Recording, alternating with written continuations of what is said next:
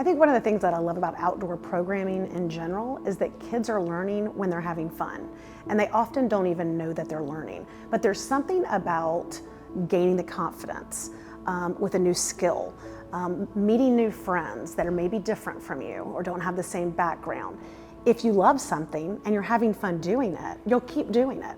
And so how do we just really intentionally plan to create organic experiences for kids so that they fall in love with the outdoors and that they choose to stay engaged with the outdoors throughout their lives? I think it really starts here. And again, really making sure that that exposure happens for all kids, not just kids who are living right by a park or have access to that. It's for organizations like the YMCA, I see it as our responsibility and our great privilege to help all kids, especially those who typically wouldn't have access and have those opportunities. That's the real joy in it.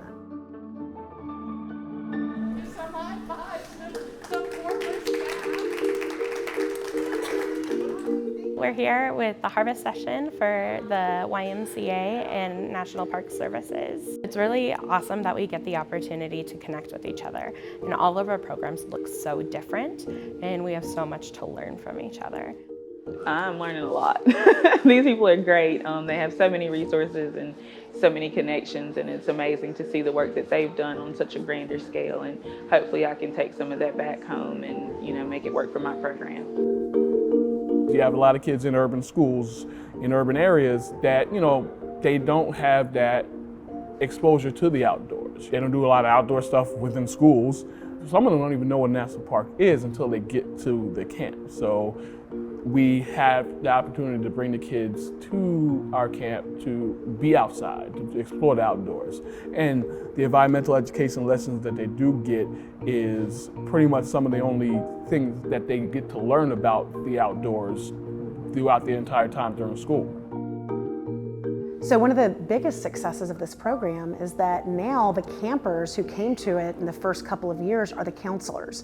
And I think that's a really beautiful symmetry of clearly the love that they had for this experience and what they learned, and then coming back as counselors to teach that next group of campers. The Y is traditionally a teen's first employer. If you think about across this country, the number of people whose first job was as a camp counselor or a lifeguard, we really have an opportunity through a program like this to help take those campers to become counselors and to expose them to the Y as a potential employer of choice. We want to create a full pathway, right? We want kids to be able to go and enjoy the outdoors, but then also to have that next step as well into a leadership role or into potentially a career in the outdoors. We had a huge success with that. We had one of our campers that started out in Rookie Rangers and then actually became our first junior counselor this year, 8 years later. So it's something that was really a passion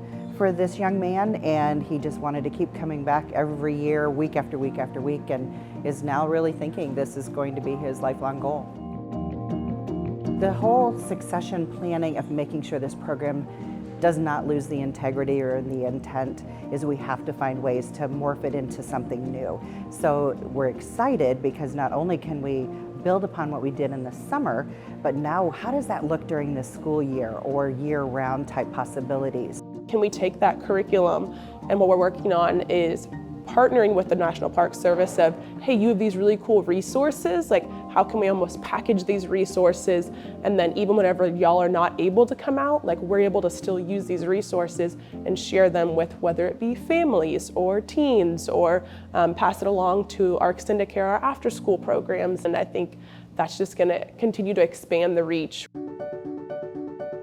During the summer, they're tired, of school, but they're still learning, right? And so when you add history into it and you say, hey, this is what's in your backyard, this is what happened here. These people walk the same grounds that you're walking now. They're like, oh my God, I'm super cool. So when you bring that into it and you tell them things like, oh, your home city is home to the only remaining ironclad Civil War ship, they're like, what? Vicksburg has that? So they get super excited about the little things that we have at home. Boston's robust with American history, and so for a lot of our children that are coming from the city of Boston, they might not know the full history of how that might impact them in their story, and so a lot of our campers are experiencing the Black Heritage Trail for the first time. The African American Meeting House, as well as the Freedom Trail and the Charlestown Navy Yard are all monumental things within the city of Boston that those children hear about, but they may never get to go and experience or fully get to appreciate, and so we are introducing them to that for the first time.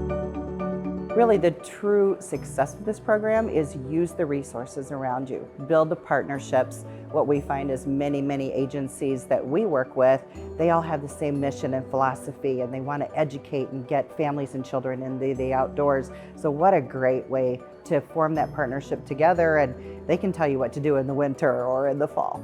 We've been really fortunate in Texas that we have a lot of really cool Texas partners that we've brought in this last summer, from Texas Parks and Wildlife, master naturalists, master gardeners, different river authorities, and then we're partnering now with the National Wildlife Federation. And so just having also receiving like their resources, and that's only going to like build essentially like our library of these resource kits. And I know like having more available and then being able to pass along more is just like, it's a cool opportunity. This is the best program ever, and to continue this forward for years and years and years to come is a huge benefit, not only for the YMCA, but to every person and family that we touch.